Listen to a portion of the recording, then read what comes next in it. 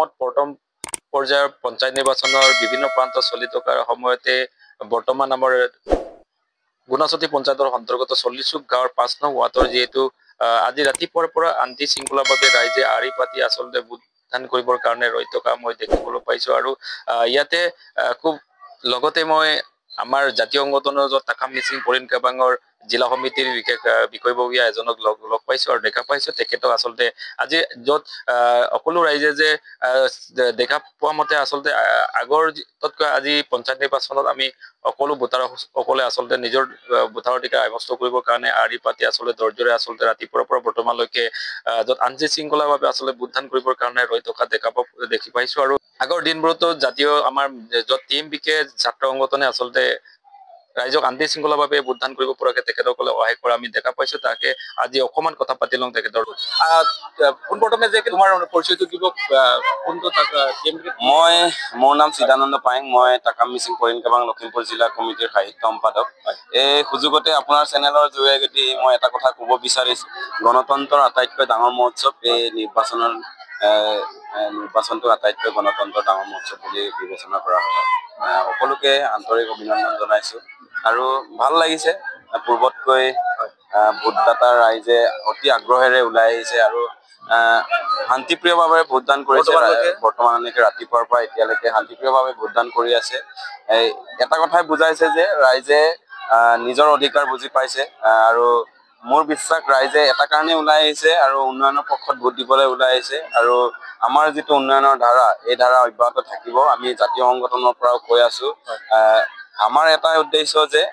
আমাৰ এই অঞ্চলবোৰৰ উন্নয়নৰ ধাৰাটো চলি থাকিব লাগে গতিকে এই ধাৰা অব্যাহত থাকক সেইকাৰণে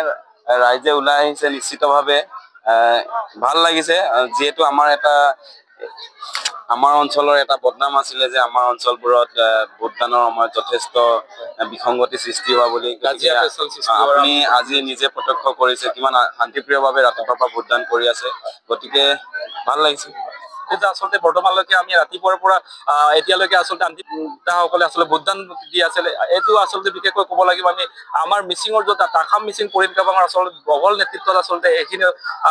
আমি হ'বলগীয়া পাইছো বুলি আৰু আশা কৰিছো সন্ধিয়ালৈকে আচলতে এনেকৈ তেখেতসকলে আচলতে নেতৃত্ব দি পেলাই ৰাইজক সুন্দৰভাৱে নিজৰ আচলতে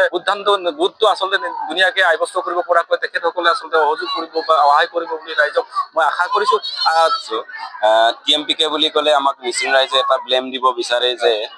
টিএমপিকে কিয় ইলেকশ্যনত নামি পৰে কিয় ৰাজনীতিত প্ৰত্যক্ষভাৱে জড়িত হয় এই কথাটো প্ৰত্যেকটো সময়ত আমি শুনিবলৈ পাওঁ কিন্তু এটা কথা ঠিক যে টিএমপিকে এটা কাৰণে ৰাজনীতিত নামি পৰে টিএমপিকে এটা ৰাজনৈতিক দল নহয় সংগঠন গতিকে আমাৰ টিএমপিকে হিচাপে আমাৰ ইয়াত কোনো কেণ্ডিডেট নাই আমি চৰকাৰী পক্ষ মানে আমাৰ অঞ্চলৰ দুখ বেদনা মিচিং জাতীয় সমস্যাবোৰ যোনে বুজি পায় যিখন চৰকাৰে বুজি পায় এখন চৰকাৰক আমি সদায় তেওঁলোকৰ পক্ষত আমি থাকো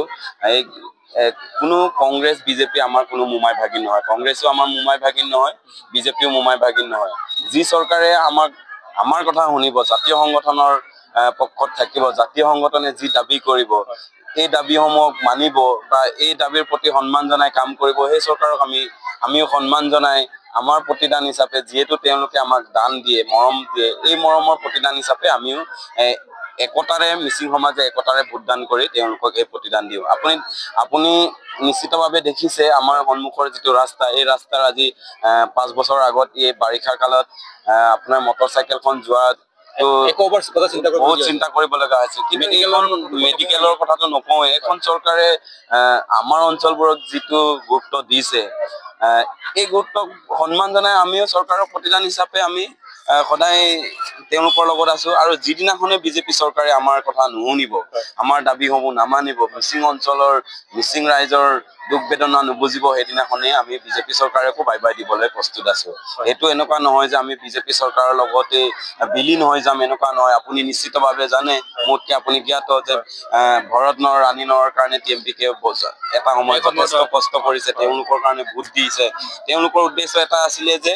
মন্ত্ৰী বিধায়ক হোৱাৰ। তেওঁলোকে সেইমতে মন্ত্ৰী বিধায়ক হ'ল, কিন্তু আমাৰ মিচিং সমাজলৈ চকু ঘূৰাই নাচালে। গতিকে তেওঁলোকক আমি মিচিং সমাজৰ পৰা নিৰ্মূল কৰিছো। আপুনি নিশ্চিতভাৱে জানে, ঢকুৱাখানাৰ পৰা গৈ পেলাই ঘৰত ন পইচা পাবলগীয়া হৈছে। তেনেকুৱা ধৰণৰ আমাৰ যথেষ্ট উদাহৰণ আছে। গতিকে